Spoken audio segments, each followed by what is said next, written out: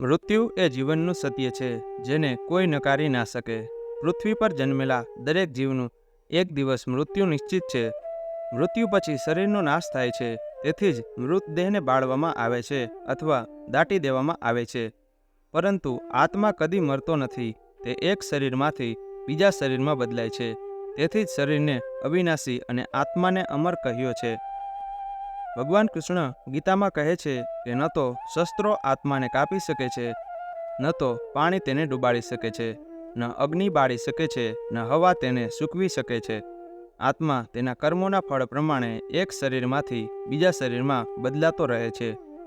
મિત્રો, હવે આપણે ભગવાન શિવજીએ મનુષ્યનું મૃત્યુ નજીક હોય તે કેવી રીતે ખબર પડે તેના વિશે માતા પાર્વતીને જે વાત કહી હતી તે જાણીએ. એકવાર શિવજીએ દેવી પાર્વતીને કાલચક્ર વિશે કહેવાનું શરૂ કર્યું. શિવજી બોલ્યા, હે દેવી, મૃત્યુ સમયનું જ્ઞાન આ પ્રમાણે છે.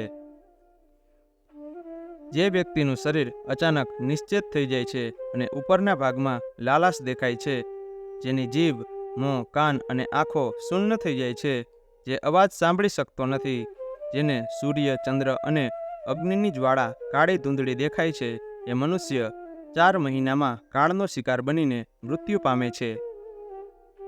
જે વ્યક્તિનો ડાબો હાથ 7 દિવસ સુધી સતત ધ્રુજતો રહે, શરીર ધ્રુજતું રહે, તાળવું સુકાઈ જાય, તે વ્યક્તિ માત્ર 1 મહિનાનો મહેમાન છે.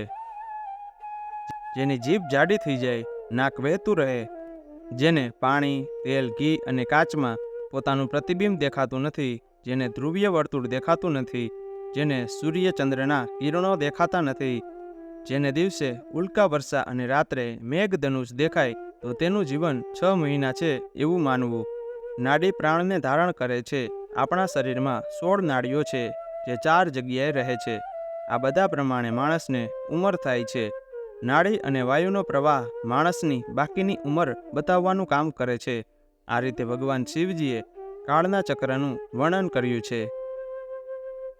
વ્યક્તિ જ્યારે મૃત્યુ પામે છે, ત્યારે વ્યક્તિના મૃત્યુ પછી લગભગ 1 કલાક સુધી તેના આત્મામાં ઘણી જ વિચિત્ર વસ્તુઓ થતી રહે છે. આ વસ્તુઓના કારણે આત્મા વ્યર્ગ થઈ જાય છે અને વિપક્ષને કારણે બેભાન થઈ જાય છે. ગરુડ પુરાણમાં આવી જ કેટલીક બાબતોનો ઉલ્લેખ કરવામાં આવ્યો છે. ભગવાન વિષ્ણુએ ગરુડ પુરાણમાં જીવન અને મૃત્યુ વિશે ઘણી અનોખી અને વિશેષ માહિતી આપી છે. મૃત્યુના 1 કલાક પછી આત્માનો શું થાય છે તેનું વિગતવાર વર્ણન ગરુડ પુરાણમાં કરવામાં આવ્યું છે.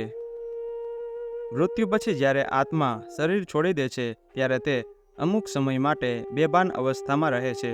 આ સખત મહેનત પછી થાક અથવા ગાઢ ઊંઘ જેવી જ લાગણી છે, પરંતુ થોડા સમય પછી તે ભાનમાં આવે છે. જ્યારે આત્મા મૃત્યુ પછી શરીર છોડી દે છે, ત્યારે તેને અનુભવાતું નથી કે તેની સાથે શું થયું છે. તેથી જ્યારે આત્મા શરીરમાંથી બહાર આવે છે, તે પછી પણ તે પાછલા જન્મની જેમ વર્તે છે. અસ્વસ્થ આત્મા તેના સંબંધીઓને બોલાવે છે અને તેમને કંઈક કહેવાનું શરૂ કરે છે, પરંતુ કોઈ તેને જોતું કે સાંભળતું નથી. માત્ર મૃત્યુ જ ધ્વનિ બનીને રહી જાય છે. આ સ્થિતિમાં આત્મા ડરે છે, કારણ કે વ્યક્તિ ફક્ત ભૌતિક વસ્તુઓને જ જોઈ અને અનુભવી શકે છે.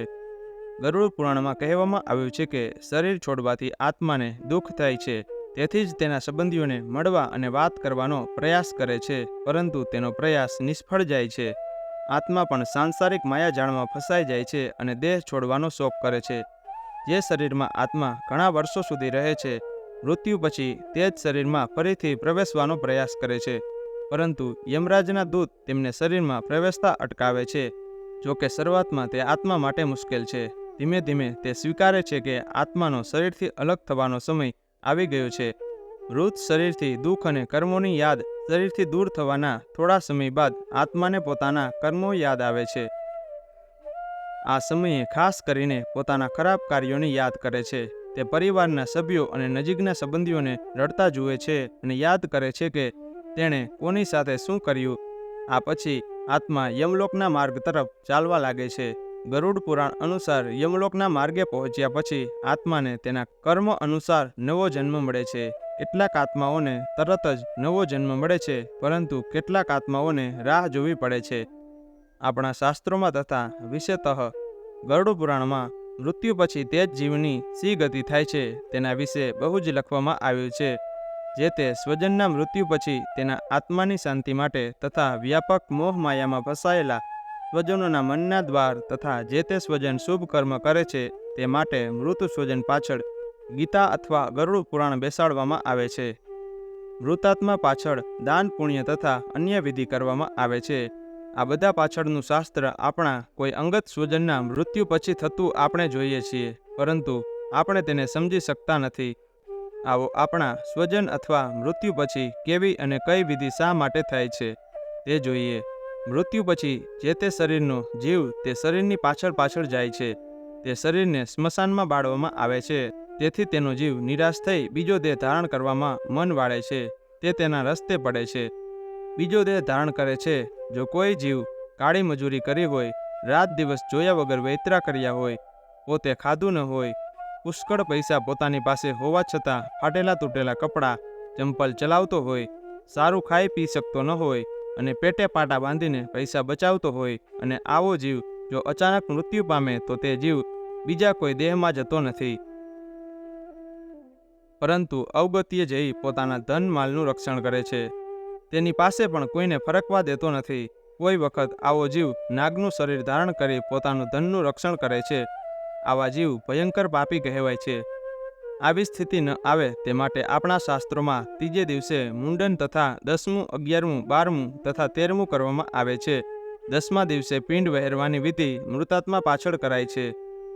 આ પાછળનું કારણ શાસ્ત્રો કહે છે તે મુજબ જે તે જીવ પોતાના મૃત્યુ પછી 13 દિવસ સુધી તે ઘરમાં રહેતો હોવાથી કે તેના નામનો પિંડ વહેરાઈ ગયો છે, તેથી તે પોતાના રસ્તે પડી પોતાનો નવો દેહ પ્રાપ્ત થાય તે માટે મન વાળે છે. જો 10માનો પિંડ વહેરાવ્યા પછી પણ જે તે જીવ ભૂત થઈ ભમતો હોય તો તે જીવની સદગતિ માટે 11મા દિવસે ઘડા ભરવાની વિધિ કરાય છે. તે બતાવે છે કે હે જીવ, જો તું ભૂત બની અહીં ભમતો હોય તો તારો જીવ બળતો હોય તો આ પાણીના ઘડા ભર્યા છે, તેમાં ભરેલા જળ વડે તારું મન તે જળ પી શાંત પાડ. હવે આપણા ઋણાનું બંધ પૂરા. તેમ છતાં 12મા દિવસે પણ તે જીવ ભૂત થઈ ભમતો હોય તેમ માની બહેન ભાણેજને જમાડવામાં આવે છે. તેથી તે જીવને વિશ્વાસ બેસે છે કે તેના મૃત્યુ પછી દુનિયા તથા સ્વજનો તેના સંતાનોની કાળજી રાખશે, તેમને અધવચ્ચે ભટકવા નહીં દે. 13માના દિવસે પણ જીવ લટકે છે તેવું માનીને તેની સજા પૂરવામાં આવે છે. નવો ખાટલો, ગાદલા, રજાઈ, ઓશિકા, અનાજ, શાકભાજી, ચપ્પલ, છત્રી, દીવો, ચાંદીની હોળી, ચાંદીની ગાય, ચાંદીની નિસરણી મૂકવામાં આવે છે. આમ મનુષ્યનો આત્મા પોતાના કર્મ પ્રમાણે નવો દેહ પ્રાપ્ત કરે છે. તો મિત્રો, આજની કથા તમને કેવી લાગી તે જરૂરથી કોમેન્ટ કરીને કહેજો, અને જો સારી લાગી હોય તો વિડીયોને લાઈક અને શેર કરજો, અને અમારી ચેનલને સબસ્ક્રાઈબ પણ જરૂરથી કરી દેજો. જય શ્રી કૃષ્ણ.